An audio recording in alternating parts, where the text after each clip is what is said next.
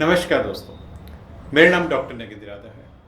आज मैं आपको लव बर्ड्स की ब्रीडिंग टिप्स के बारे में बताऊंगा। जैसे आपको पता है कि लव बर्ड्स सबसे ज़्यादा पालने वाला पक्षी। लव बर्ड्स का नाम लव बर्ड्स क्यों पड़ा? क्योंकि लव बर्ड्स जो है मोनोगेमस पेयर बर्ड्स होते हैं। यानी इस बर्ड्स में एक खासियत ये होती है कि यदि एक बार ये अपना लाइफ पार्टनर चुन लेता है तो होल लाइफ उसी के साथ अपना रिलेशनशिप में रहता है। कभी भी मेल फीमेल एक दूसरे को छोड़ते नहीं है, इसलिए इसको प्यार का प्रतीक भी बोलते हैं लव बर्ड्स। लव बर्ड्स जो है ज़्यादातर ग्रुप में रहना पसंद करते हैं, थोड़ा नेचर वाइज गुस्सैल स्वभाव के होते हैं।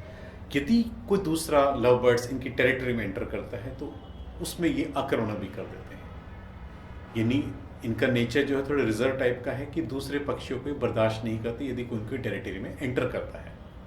यदि आप चाहते हो कि लव बर्ड्स की सक्सेसफुल ब्रीडिंग आपको करानी है तो एक सक्सेसफुल ब्रीडिंग के लिए एक लव बर्ड्स की हेल्थ का इश्यू जो होता है सबसे ज़्यादा होता है। हमने जो लव बर्ड्स सेलेक्ट करने हैं ब्रीडिंग के लिए उनकी जो एज है कम से कम 1 से 5 वर्ष के बीच में होनी चाहिए। ये जो एज होती है सबसे ज़्यादा फर्टाइल एज होती है और इस एज में जो बर्ड्स की ब्रीडिंग पावर कह सकते हो ब्रीडिंग क्वालिटी होती है वो सबसे मैक्सिमम रिजल्ट जो है देता है। तो मेल फीमेल का जब भी आपने चुनाव करना है तो 1 साल से 5 साल के बीच में चुनाव कीजिए, उसी हिसाब से जो आप पेयर बनाइए। फिर आपने लव बर्ड्स का सिलेक्शन कर लिया। अब लव बर्ड्स की ब्रीडिंग के लिए आपने एक नेस्टिंग बॉक्स का सिलेक्शन करना है।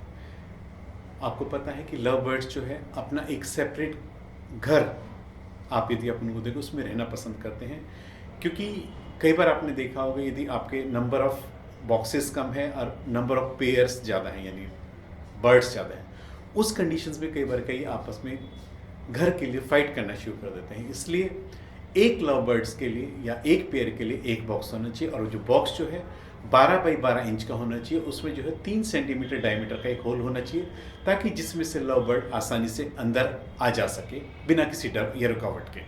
नेस्टिंग के अंदर जो है आपको प्रॉपर बेडिंग मटेरियल बिछाना चाहिए, क्योंकि बेडिंग मटेरियल जितना अच्छा कंफर्टेबल होगा उतना ही लव बर्ड्स अपने घर को पसंद करेगा। और ब्रीडिंग के बाद जब उसमें वो अंडे वगैरह देता है और अंडे में से बच्चे निकलते हैं, यदि बेडिंग मटेरियल नीचे अच्छा होगा तो बच्चों की जो टांगे हैं वो खराब होने की संभावना काफ़ी कम रहती है। क्योंकि यदि बेस के अंदर बेडिंग मटेरियल आपका प्रॉपर नहीं है तो कई बार क्या होता है जो बच्चों की जो पैर हैं वो टेढ़े मेढ़े हो जाते हैं। तो इसलिए बेडिंग मटेरियल का अच्छा होना भी बहुत ज़रूरी है। लव बर्ड्स की जो डाइट होती है, लव बर्ड्स अपनी डाइट में मैक्सिमम जो सीड्स को प्रेफर करते हैं। सीड्स के साथ साथ जो हमें इसमें फ्रूट्स और वेजिटेबल्स का कॉम्बिनेशन भी देना चाहिए।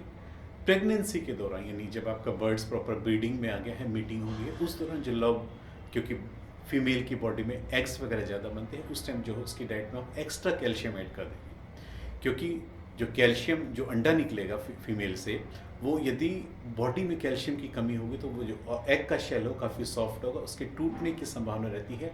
या कई बार जो है एग का साइज जो है काफ़ी छोटा होता है, छोटा होने की वजह से उसमें जो है कई बार फर्टाइल नहीं होता है। इसलिए लव बर्ड्स की डाइट में एक्स्ट्रा कैल्शियम पाउडर फॉर्म में आपको हमेशा ऐड करना चाहिए। ब्रीडिंग के लिए जब लव बर्ड सेलेक्ट करते हैं तो कोशिश कीजिए आपको इन ब्रीडिंग का बर्ड सेलेक्ट नहीं करनी चाहिए। एक ही पेरेंट्स के बच्चे को नेक्स्ट जनरेशन में ब्रीडिंग के लिए सेलेक्ट नहीं करना चाहिए। उससे क्या जो है ऑटोमेटिकली उनका इम्यूनिटी लेवल कमज़ोर होता है, उनकी जो ब्लड लाइन है वो काफ़ी उसमें डिफेक्ट्स आने शुरू होती है। यानी जो नेक्स्ट जनरेशन में जो बच्चे होंगे उनमें काफ़ी आपको डिफेक्ट्स देखने को मिलेंगे। इसलिए जो सोर्स होना चाहिए लव बर्ड्स का सिलेक्शन का, मेल और फीमेल का आउट ब्रीडिंग होना चाहिए, यानी पेरेंट्स सेम नहीं होने चाहिए।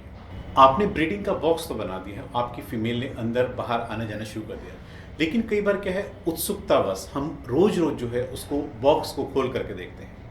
उससे क्या है फीमेल अनकंफर्टेबल रहती है, फीमेल अपने आप को सुरक्षित महसूस नहीं करती है और असुरक्षित होने की वजह से कई बार फीमेल इन कारणों की वजह से भी जो है बॉक्स के अंदर अंडे नहीं देती है। इसलिए जब यदि एक बार पेयर बन जाता है तो आपको कोशिश करनी चाहिए कि बॉक्स को कम से कम डिस्टर्ब करें। उसमें रोज आप ये ना देखें कि अंडे आए हैं नहीं है। 15 दिन या 20 दिन में आपने एक बार अपने बॉक्स को चेक करना है, उसको रेगुलर चेक करने की कोई ज़रूरत नहीं है। कई बार आपकी फीमेल जो है रेगुलर बॉक्स में बैठी रहती है, आप उसको डिस्टर्ब भी नहीं करते हो। उसमें एक रीज़न ये हो सकता है कि फीमेल बैठी तो रहती है लेकिन अंडे नहीं देती। कई बार क्या है फीमेल एक्स्ट्रा फैटी हो जाती है और एक्स्ट्रा फैट होने की वजह से फीमेल को कंसीव में काफ़ी दिक्कतें नहीं। फैटी जो फीमेल्स होती है वो एग ले करने में काफ़ी दिक्कत करती है या कंसीव में कह सकते हो अंडा नहीं देती है कई बार। इसलिए आपको बर्ड्स की हेल्थ के साथ आपको ये भी देखना कि आपने जो फीमेल सेलेक्ट की है वो कहीं एक्स्ट्रा फैटी तो नहीं है। जितना ज़्यादा आपका ब्रीडिंग बॉक्स की लोकेशन होगी या ब्रीडिंग बॉक्स का साइज सही होगा, उतना ही आपके सक्सेस होने के 100% गारंटी और ज़्यादा होगी। यदि आपकी डाइट्स में विटामिन ए की कमी है, विटामिन ए की कमी के कारण कई बार क्या होता है, जो मेल लव बर्ड्स होता है वो मीटिंग के लिए तैयार नहीं होता। यदि इस तरह की आपको दिखता है कि आपका मेल जो है मीटिंग में इंटरेस्ट नहीं ले रहा, तो आप ऑटोमेटिक उसकी डाइट में विटामिन ए ऐड कीजिए। उसके बाद आपको जो रिजल्ट मिलेगा आप देख करके हैरान रह जाएंगे, मीटिंग फटाफट हो जाएगी, आपका जो रिजल्ट आएगा वो 100% आएगा। लव बर्ड्स जो एग देते हैं 5 से 12 के बीच में नॉर्मली अंडे देते हैं। ये डिपेंड करता है कि आपके लव बर्ड्स की हेल्थ का स्टेटस क्या है।